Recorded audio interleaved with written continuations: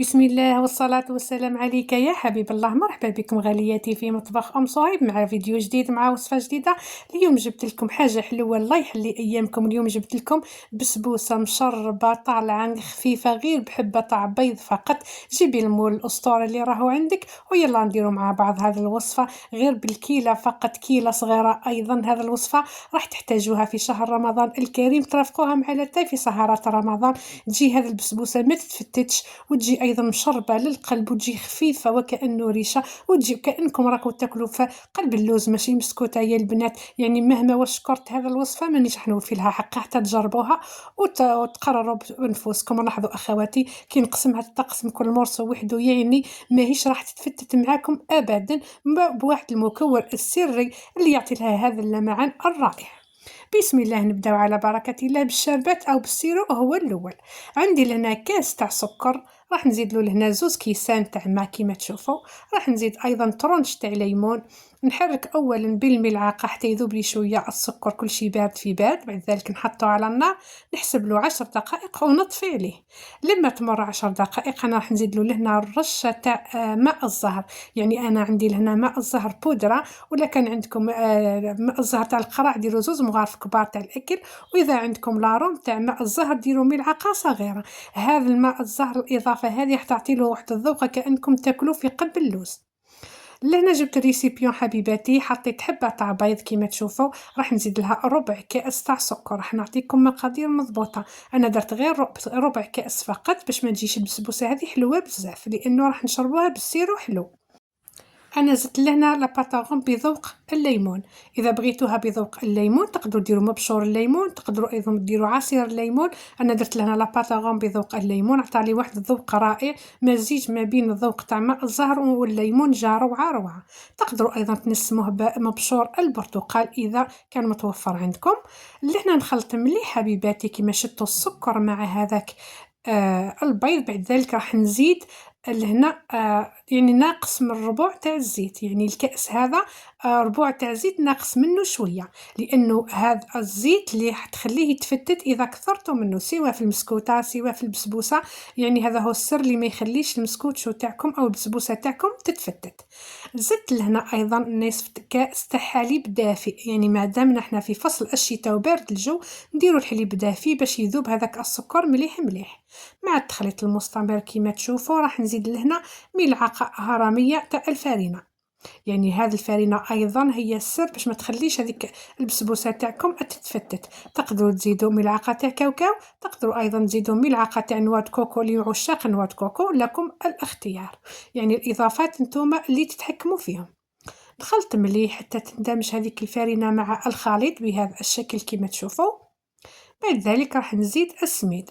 راح نهضروا شويه على السميد حبيباتي. انا عندي هنا السميد متوسط مايل للرطب. يعني انا عندي هنا السميد كنزه تاع الكيلو، مكتوب في الباطه تاعو سميد متوسط. عندي كاس مملوء جيدا، وعندي كيس تاع خميره الحلويات الوزن تاعها 10 غرام. نخلط كل شيء مع بعض هكا حتى يندمج هذاك السميد مع الخليط. يعني كيما تشوفوه كسائل، يعني ما تخافوش منه. راح نخلي الخليط نتاعي على جنب يعني مدة 5 دقائق 7 دقائق، دوك يتشرب هذاك السوائل الكامل. يعني لهنا كيما تشوفوا راه مازال شوية الخليط نتاعي سائل. يعني ما تزيدولوش لهنا لا فرينة ولا سميد، يعني عطيت لكم مقادير مضبوطة. كأس تاع سميد يكفي. في هذه المرحلة أنا جبت لهنا الصينية اللي تدخل الفرن. أنا عندي لهنا المول الأسطوري.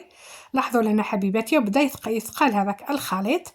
ما بين ما دهنت هذا السنيوة تاعي وشعلت الفرن يكون شرب لي سوا سوا.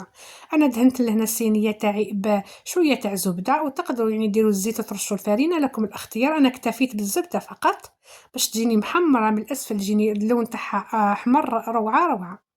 ومشعله الفرن تاعي على 180 درجه من الاسفل فقط. لهنا نفرغ هذاك الخليط نتاعي. شوفوا لهنا حبيباتي كيفاش تشرب هذاك السميد، تشرب هذاك الخليط كامل، يعني السوائل هذوك كل تشربهم. نحاول اني نعدل هكذا باش ما تجينيش جهه طالعه او جهه هابطه تاع البسبوسه تاعي، وندخلها للفرن طيب لي لما نشوف الحواف انه حمار مليح مليح. حتى تشوفوا انه حمار مليح خلاص هذاك الحواف هكا تعرفوا باللي راهي حمارت حتى من الاسفل. بعد ذلك نزيد نشعل لها من الفوق حتى تدي لي اللون الذهبي. تحبوا تحمروها مليح كما بغيتوا، تحبوا غير تدي اللون الذهبي وتنحيوها. لكم الاختيار. مدة الطهي ما نقدرش نعطيكم، يعني كل وحدة والفرن تاعها. لاحظوا هنا غالياتي، بعد ما طابت لي وحمارت لي من الفوق مباشرة والبسبوسة تاعي سخونة، نشربها بهذيك الشربات اللي كانت بردت لي. انا راح نشربها بالشربات هذه كامل. لاحظوا انا نصب وهذيك البسبوسه تشرب، هذا دليل على انه الوصفه تاعنا او البسبوسه تاعنا راهي خفيفه وطالعه وما شاء الله جات من اروع ما يكون. واش راح ندير لها الان؟ البسبوسه تاعي راح نخليها تبرد مليح، بعد ذلك نكمل لها التزيين تاعها. يعني ما تزينوهاش وهي سخونه حتى تتشرب مليح مليح. لهنا كلمسه يعني اخيره باش يعطينا هذاك اللمعان للوجه للبسبوسه تاعنا، راح ندهنو لهنا بالمعجون تاع المشماش، ونمشي غير بشويه فقط بالبانسو هكذا.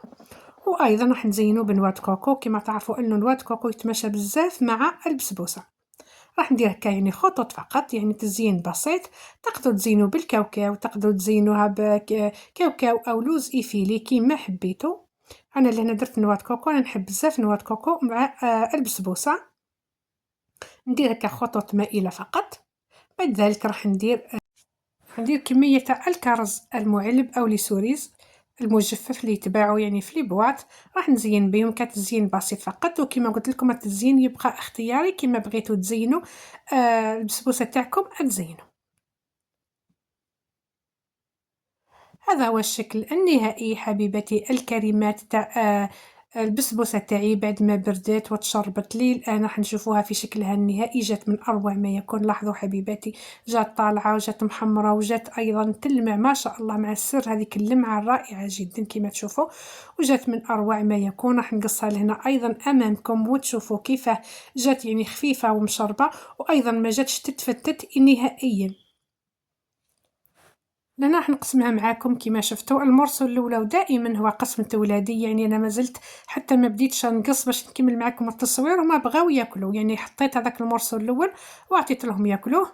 وهذا هو، يعني لاحظوا كيفاش نهز فيها بكل سهولة، ما تتفتت ما تتقسم ما والو، جات طالعة وجات خفيفة ومشربة ما شاء الله. حبيبتي الكريمات، نتمنى إن شاء الله أني وفقت في أداء هذه الوصفة وإن شاء الله تنجحوا فيها إذا جربتوها لوليداتكم. يعني راهو جاي شهر رمضان الكريم، نحتاجوا بزاف هذه المعسلات في شهر رمضان. جات كما قلت لكم تحفة تحفة يا البنات، من أروع ما يكون كما شفتوها أمامكم. كما نقسمها ما تتفتت ما والو، يعني كل مرصو يتقص وحده.